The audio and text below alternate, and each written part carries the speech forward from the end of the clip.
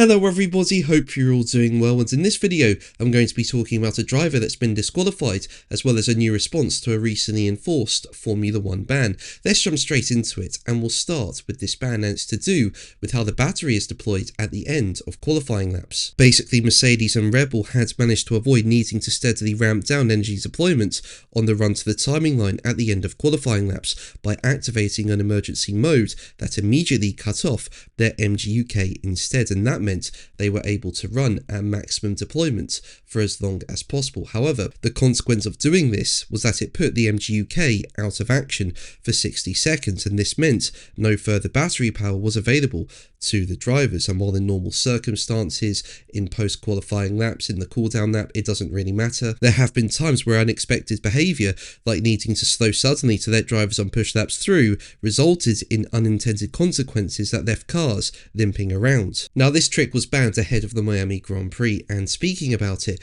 Mercedes driver Kimi Antonelli has welcomed it, with him saying, as quoted by the race, "It's good to know that obviously we probably won't face this thing again. Also, in qualifying with it, you can easily impede someone on a lap, and then you can easily get a penalty. That's not what you want. Of course, this comes with giving up maybe a couple of hundredths of a second, so very little time, but at least it gives the confidence that this thing is not going to happen again." Now, if you're enjoying the video, make sure to leave a like and subscribe so you don't miss my Formula 1 content. Recently, I managed to reach 46,000 subscribers, and I'm close now to 47,000. Your support means so much to me. Thank you so much for it. And just quickly going back to what Antonelli said, I agree with him. I mean, at the end of the day, you do not want to see impeding incidents like this. And on top of that, I don't think this will affect Mercedes at all. They're on another planet when it comes to qualifying, so losing those few hundredths I don't think will make a difference to the team. But let's move on to GT racing at the Nürburgring, with one of the drivers being disqualified